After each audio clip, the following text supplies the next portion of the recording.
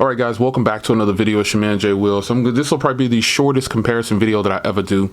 And I'm going to jump straight in here because I've gotten this question enough times in my inbox to where I'm going to go ahead and answer it right now and give you my thoughts on this. So remember, this is just how I feel. You can disagree if you want to. If you only own one of these phones, I understand. If you only like the G7, or I understand if you only like the Essential. I basically have them both, and I really enjoy them both. So let's get into design.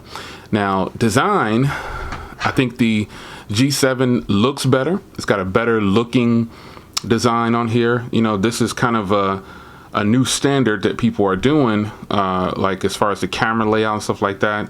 And you know, the G7 has that newer look, but the Essential phone has the newer design also. You remember cameras, which it was just a single camera bump back there, but where these phones differ is, you know, this is a squared off design and this is a more rounded design.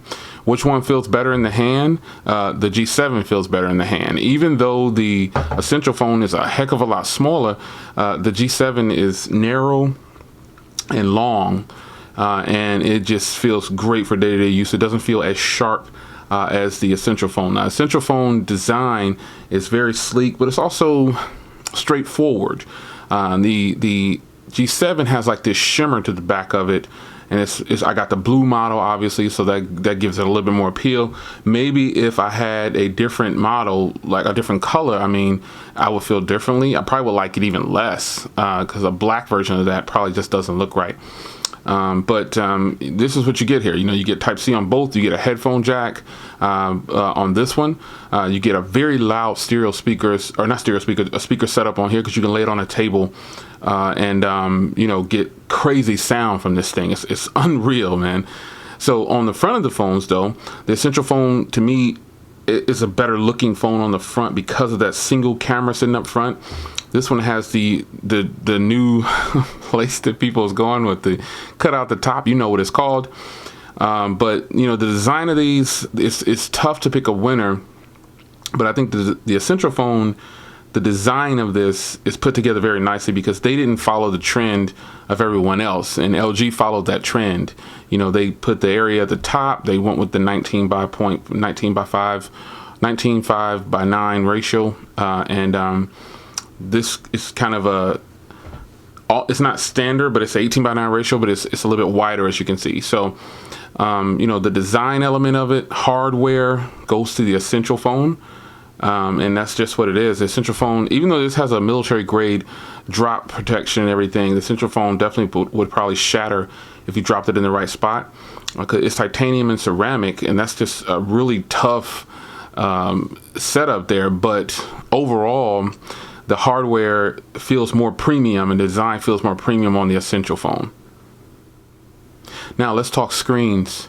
The screens on here, I definitely give the edge to the G7. The G7 is a Quad HD display, and I don't give the edge to the G7 because it's a Quad HD display. I give the edge to the G7 because it looks better. Now, bear in mind, this has a matte screen protector on the Essential phone. And you know, that I don't think that I've used the Essential phone without the display having that matte screen protector on there. So, you know, with that being said, I still like the G7's screen better. You know, I get a bigger screen, you know, and I get a 6.1 inch display opposed to the 5.7. So I get more canvas. I get to look at my beautiful baby girl on there, my granddaughter on there, one of them. She's so beautiful. But you know, it's just you know, it's just a beautiful display. I really like the G7 better. There's not much more I can say about that. It's a better looking screen to me. Now let's take a look at some camera footage from both of these phones, and I'll let you decide on that. I give the camera, well, I'm not gonna just leave you hanging though, but I give the edge on the cameras to the G7. So, you know, but you take a look at the footage and then we'll move on to the next segment.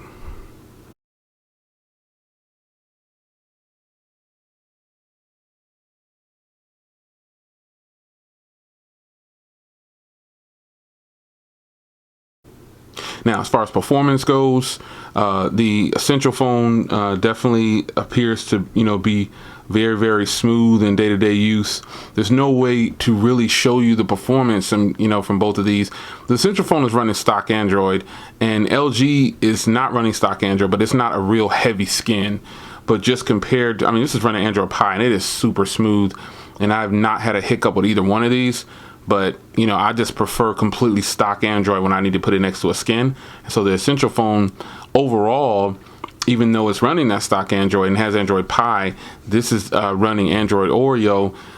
They're both smooth, but the Essential phone, just in my day-to-day use, is a much more fluid device. These both have 4 gigs of RAM in them, so but having that completely stock, I think it gives the edge in performance to the Essential phone.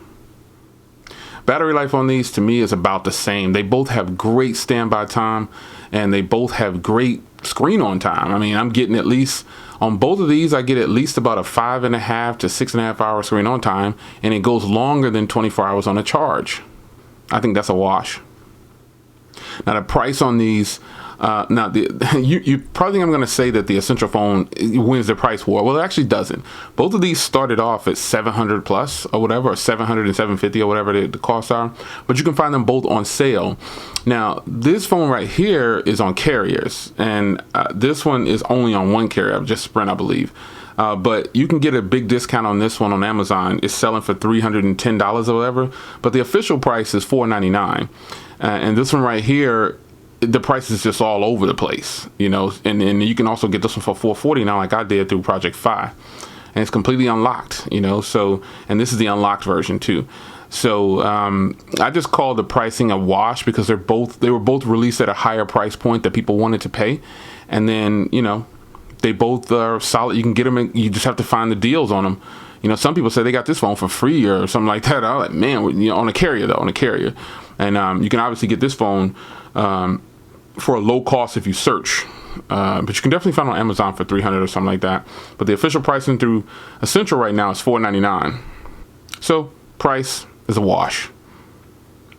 Now the overall winner for me is going to be the G7 because it checks the boxes for the camera. Now, even though I give the win for design to the Essential phone, this is still a much more beautiful phone, so I could definitely live with this, man. It's not a bad phone either. This one has a military drop rating. This one doesn't. This one's just designed a little bit more, it's a nice looking design. Something about it, I just love it. But even though I give the win for design for this, I could live with this. This is hot. Another reason why I picked the G7 is obviously because the screen and the cameras are much better to me than the Essential phone, and that's just personal preference. You do your own math. Now, while I said the performance on here was the one that I would pick, this isn't bad performance. You know what I'm saying? It's and I just do this just for reference. There's no lag is what I'm trying to show you.